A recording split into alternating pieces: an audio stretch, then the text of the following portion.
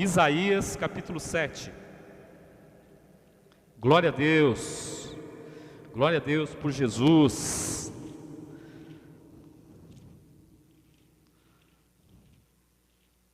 O Velho Testamento todo vem anunciando a vinda do Messias, a vinda do Senhor. Isaías capítulo 7, no versículo 14, diz assim, olha: por isso o Senhor mesmo lhes dará um sinal, a virgem ficará grávida e dará à luz um filho, e o chamará Emanuel.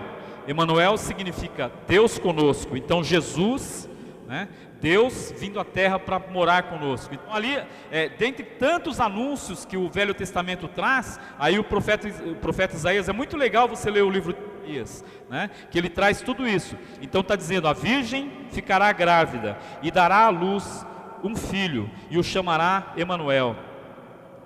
Depois no capítulo 9, um pouquinho para frente aí, está dizendo assim, olha, falando do nascimento de Jesus também. Isaías 9, versículo 1: contudo, não haverá mais escuridão para os que estavam aflitos. No passado, ele humilhou a terra de Zebulon e de Naftali, mas no futuro honrará a Galileia dos gentios, o caminho do mar, junto ao Jordão. O povo que caminhava em trevas viu uma grande luz. Sobre os que viviam sobre os que viviam na terra da sombra e da morte, raiou uma luz. Fizeste crescer a nação e aumentaste a sua alegria. Eles se alegram diante de ti, como os que regozijam na colheita, como os que exultam quando dividem os bens tomados na batalha. Depois no versículo 6 diz: porque um menino nos nasceu, um filho nos foi dado, e o governo está sobre os seus ombros, e ele será chamado Maravilhoso Conselheiro, Deus Poderoso, Pai Eterno, Príncipe da Paz. Ele estenderá o seu domínio, e haverá paz sem fim sobre o trono de Davi, e sobre o seu reino, estabelecido e mantido com justiça e retidão, desde agora e para sempre. O zelo do Senhor dos Exércitos fará isso. Aqui o profeta Isaías fala, o zelo do Senhor dos Exércitos fará isso, mas no nosso caso ele já fez. Então aqui estava sendo anunciado que esse menino nasceria, que esse menino viria e que o governo estaria sobre os seus ombros. E é interessante o que Deus fez.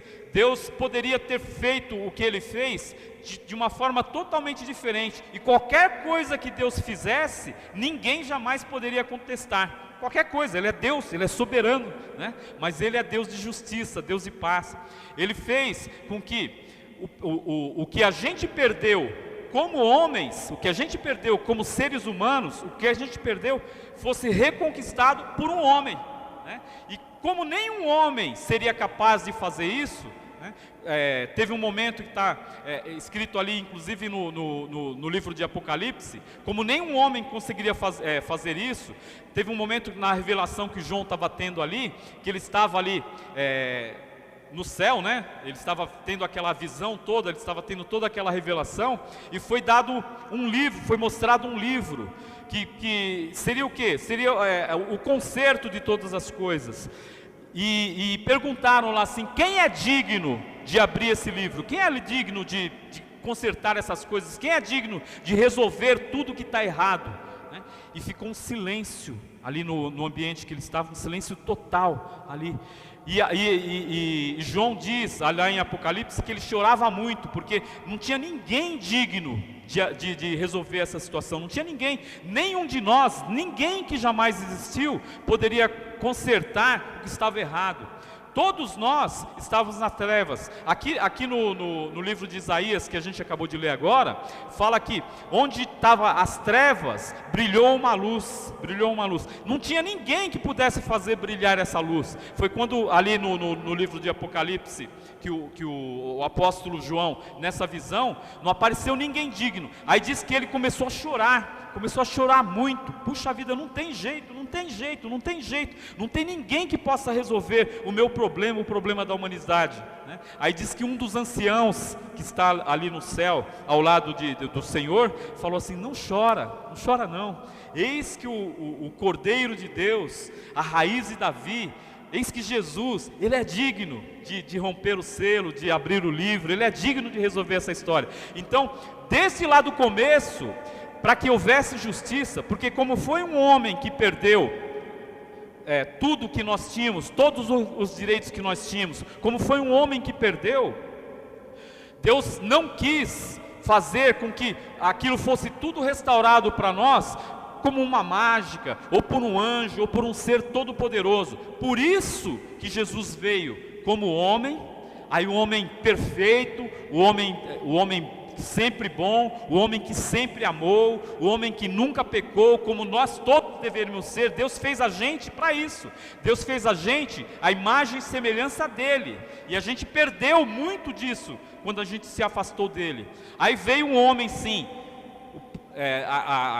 o próprio Deus tornou-se homem, viveu com as mesmas dificuldades que a gente vive aqui, sofreu as mesmas coisas que a gente sofre aqui, viveu todos os transtornos que a gente sofre aqui, sofreu tudo que a gente pode sofrer aqui e muito mais, né? E como homem venceu, né? Venceu e nos deu a vitória. E é por isso que a gente está aqui celebrando aí esse dia, esse nascimento do Senhor. Vamos ver um pouco mais a respeito do nascimento do Senhor. Vai agora nos Evangelhos, lá em Lucas, no Novo Testamento, em Lucas, no capítulo 1. Glória a Deus por Jesus Cristo, louvado seja o nome do Senhor.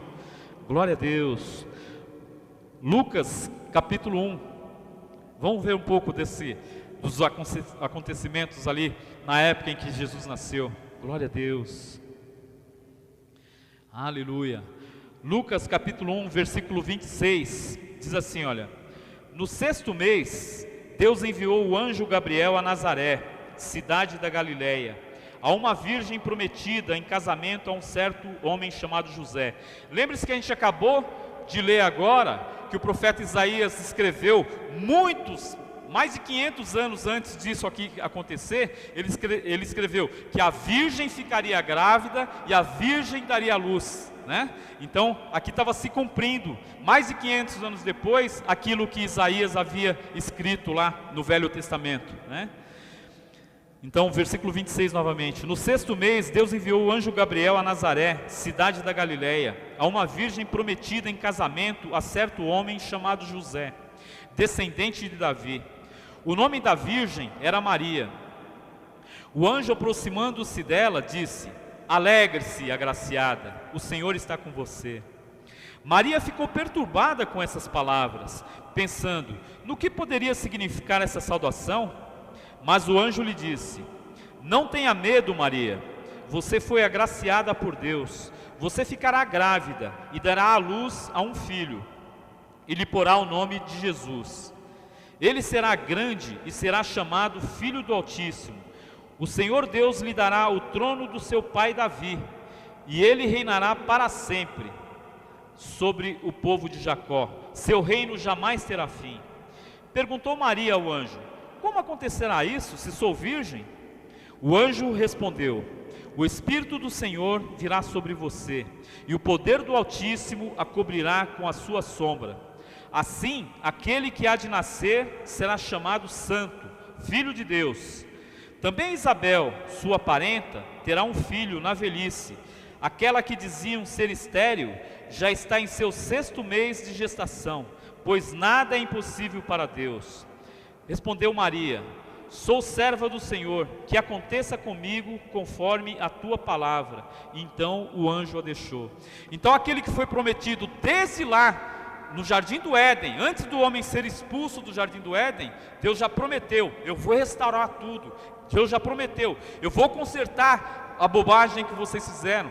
Deus não desistiu de nós. Deus, desde aquele tempo, Ele falou: não, eu vou retomar vocês para mim, vocês vão voltar. Mas que jeito, Senhor? Não tem jeito, como disse lá no livro de Apocalipse. Não tem ninguém que vai dar jeito nisso, não tem ninguém que é digno de fazer isso, não tem ninguém que tem capacidade de restaurar isso, não tem ninguém. Eis que a raiz de Davi, né, um descendente de Davi vai fazer isso. Aí e se cumpriu aqui, foi predito aqui para Maria que isso aconteceria, e de fato aconteceu. Aí no capítulo 2, a partir do versículo 1, nós não vamos ler todo esse texto, mas está dizendo, vamos ler sim uma parte, vai? Lucas capítulo 2, no versículo 1. Passado algum tempo, né, naqueles dias, César Augusto publicou um decreto ordenando o recenseamento de todo o Império Romano. Vou fazer uma pausa aqui. Toda a vida de Jesus estava profetizada. A maneira como ele iria nascer, que ele iria nascer da Virgem. Foi profetizado que ele iria nascer em Belém, né? E José e Maria não moravam em Belém. José e Maria moravam até uma certa distância de Belém. Mas para que tudo se cumprisse, e a história, do jeito que Deus programou, do jeito que foi profetizado, Deus faz com que ela aconteça exatamente do mesmo jeito, e Deus move céus e terras para que isso aconteça. Ele fez com que o imperador de todo o mundo conhecido daquela época, então o cara que mandava no mundo inteiro naquela época, no mundo conhecido ali de Roma, o imperador César Augusto, ele fez com que o cara marcasse um recenseamento e obrigasse assim: olha, todo mundo vai ter que ir para o seu local de origem para se declarar lá: olha, eu sou José, a minha esposa é Maria, o meu filho é Jesus, que quando eles participaram do recenseamento, Jesus já havia nascido, para ser marcado ali.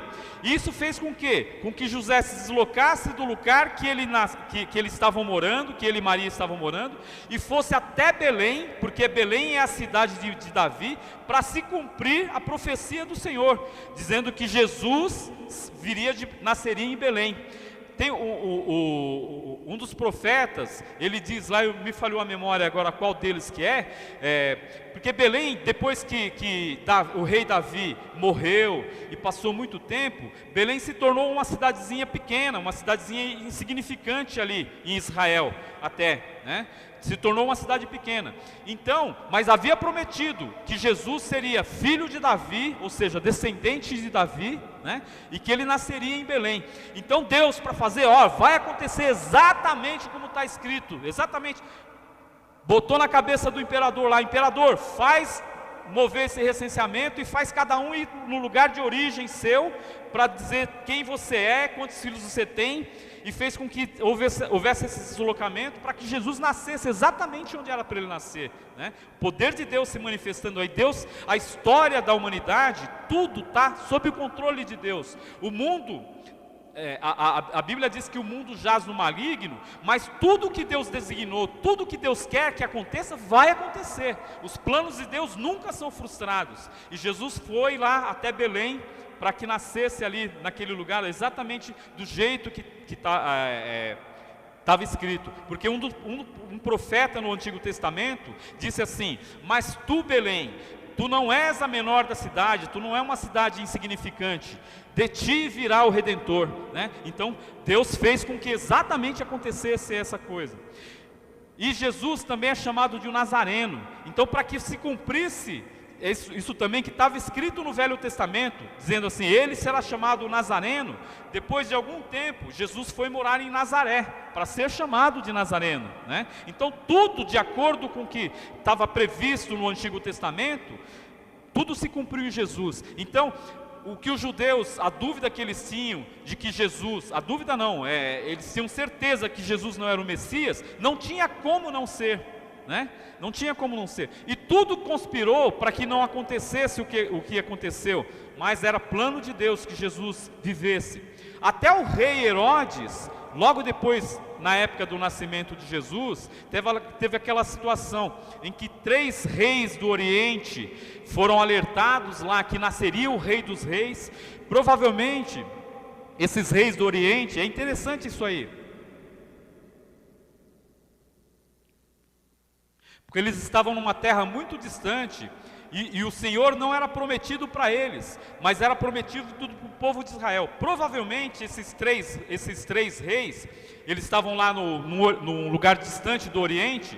Provavelmente, quando Daniel, o povo de Deus foi mandado para a Babilônia, que era a região de onde eram esses 3 reis, e viveram lá durante 70 anos, eles devem ter falado de Deus para aquele povo, e ficou escrito para aquele povo lá, que viria um Redentor, que viria um Salvador, vindo de Israel, e foi dito o sinal que haveria da estrela, e aquilo lá ficou durante séculos com aquelas pessoas, com aqueles 3 reis ali, e quando chegou o tempo, eles estavam acompanhando aquela situação, eles se locomoveram do lugar deles, para ir lá saudar o Rei dos Reis. Foi quando eles levaram ouro, incenso e mirra, para presentear o Senhor Jesus. Mas continuando a nossa leitura aí, em Lucas no capítulo 2, versículo 1, diz assim: naqueles dias César Augusto publicou um decreto ordenando o recenseamento de todo o Império Romano. Esse foi o primeiro recenseamento feito quando Quirino era governador da Síria. E todos iam para a sua cidade natal a fim de alistar-se. Assim, José também foi da cidade de Nazaré da Galileia para a Judéia, para Belém, cidade de Davi, porque pertencia à casa e à linhagem de Davi.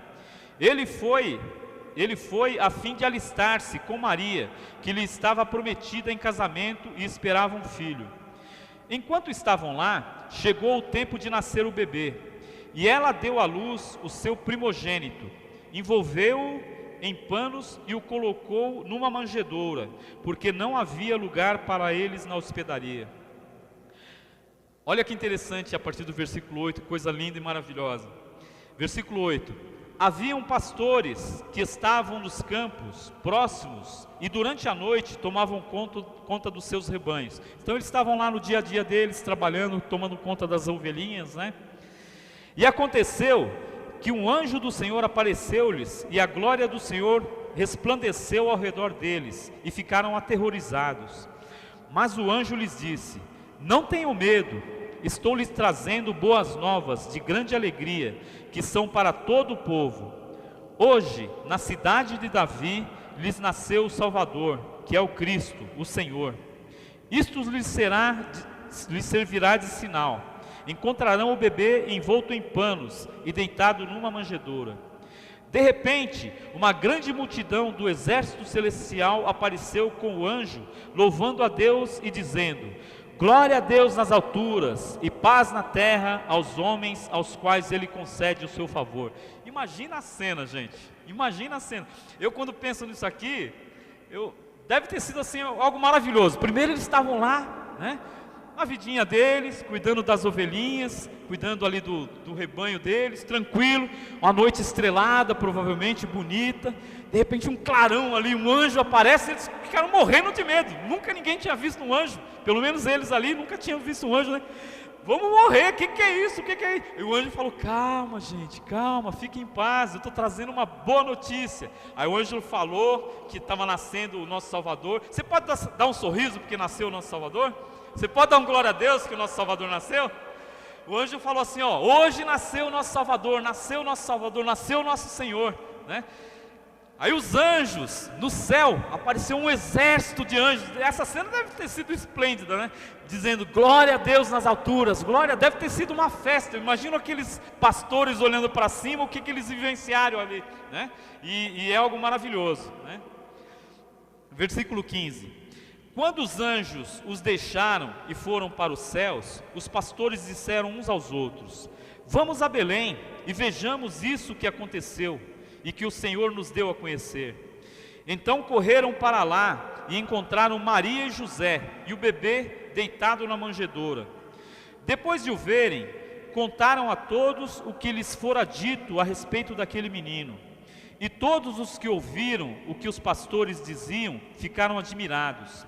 Maria, porém, guardava todas essas coisas e sobre elas refletia em seu coração. Os pastores voltaram glorificando e louvando a Deus por tudo o que tinham visto e ouvido, como lhes fora dito. Como eu falei, essa é uma época de celebração, essa é uma época de festa. A gente curte também essa questão de entrega de presentes. A gente deve se envolver nisso, é legal, é cultural isso, é uma bênção, é bacana. É um tempo que as pessoas estão mais afetivas, é um tempo que as pessoas estão com o coração mais aberto, estão mais generosos, e a gente deve curtir isso, a gente deve celebrar isso. Mas principalmente a gente tem que celebrar o que de fato aconteceu, e aconteceu de uma maneira especial nas nossas vidas. Porque Jesus, ele pode ter historicamente nascido 1000 vezes em Belém, ele pode ter acontecido muitas vezes, mas o que vale realmente é o dia que ele nasceu no seu coração, é o dia que você creu que ele é o Filho de Deus, é o dia que você recebeu ele no seu coração, que você viveu novamente.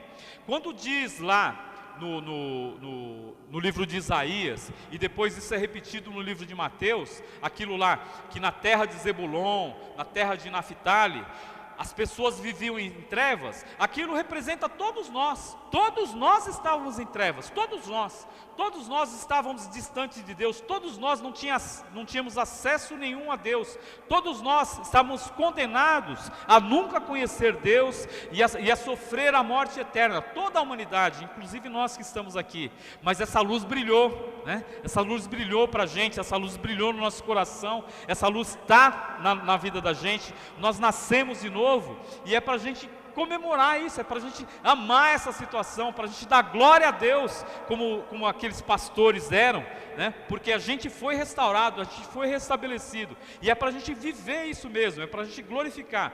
E essa luz que brilhou dentro da gente e tirou a gente das trevas, que a palavra de Deus fala que Deus resgatou a gente do reino das trevas e nos trouxe para a sua maravilhosa luz, a palavra de Deus, essa luz é para brilhar em você e para você brilhar para os outros. As pessoas não veem Jesus hoje, as pessoas veem Jesus através de você, através da sua vida. É você o corpo de Cristo aqui na terra, é através de você que Jesus se move. Ninguém vai ver Jesus pessoalmente aqui até que chegue o grande dia que todo mundo vai ver e todo joelho vai se dobrar e reconhecer que Ele é Senhor. Ninguém vai ver, a pessoa vai ver Jesus através da gente, através de você. Através de você, você tem que brilhar, você tem que ser Jesus para as pessoas, você tem que fazer para as pessoas o que Jesus estava fazendo. É esse o objetivo da igreja. Não é simplesmente a gente ser salvo, a gente ter a certeza de que a gente está garantido na presença de Deus, que Deus não vai imputar na gente os nossos pecados, mas que Ele vai ver na gente Jesus Cristo, que Ele vai ver o sangue de Jesus sobre nós. Não basta só isso, seria ser egoísta. A gente tem que ter isso, ter essa convicção e fazer tudo para a gente brilhar para as pessoas, como Jesus brilhou, né? Essa é a função da igreja. E quando fala que é a função da igreja, não é a Igreja Batista Amiga especificamente, não é a igreja do Senhor, que são todos os salvos de Jesus especificamente, é cada um de nós, né? Quando está falando da igreja, está falando de corpo de Cristo, somos cada um de nós. Você é uma parte disso, você é Jesus para alguém, talvez não o tempo todo, mas você tem toda a oportunidade e deve ser Jesus para alguém. Na hora que você vê alguém necessitado, você pode ser Jesus para essa pessoa e abençoar a vida dessa pessoa e fazer essa pessoa ver Jesus. Na hora que você vê alguém triste, abatido, você pode fazer com que essa pessoa veja Jesus. Essa época do ano de Natal, é uma das épocas em que mais acontecem suicídios no mundo inteiro, porque muita gente fica triste, muita gente fica sozinho. As pessoas veem as festas, as pessoas veem as coisas acontecendo, e se elas estão deprimidas, e muita gente está deprimida, e ela não está sentindo aquilo, ela vê aquele negócio, acontece muito. Eu vou dizer uma coisa para vocês, não precisava dizer isso, mas eu vou testemunhar. Durante muito tempo, eu não curti muito essa época de Natal. Durante muito tempo eu não curti muito essa época de Natal. O meu pai, ele tentou se suicidar numa época de Natal. Meu pai, ele tentou o suicídio numa época de Natal. Foi uma das épocas mais terríveis da minha vida, da minha família. A gente viveu muito mal durante muitos anos por consequência dessa situação. Graças a Deus, ele não conseguiu o intento dele, mas aquilo detonou a nossa família durante muito tempo. Então, muita gente está precisando ver Jesus. Não é só a festa, coisa. Muita gente está precisando ver Jesus. Muita gente está precisando do teu testemunho, está precisando que você mostre amor para ela. Talvez tenha alguém que você conheça que vai passar o Natal sozinho, que vai passar o Natal triste. Você pode ser Jesus para essa pessoa, abraçando ela. Vem aqui, vem ficar comigo. Você pode ir na casa dela. É isso que a igreja tem que fazer. E quando fala a igreja, não é a Igreja Batista Amiga, não é a igreja do Senhor Jesus Cristo inteirinha. A igreja é você. É você que é Jesus para se manifestar para essas pessoas. E você tem que fazer isso, e a gente vai ser cobrado com relação a isso. Faça isso então, tá bom? Amém, amém.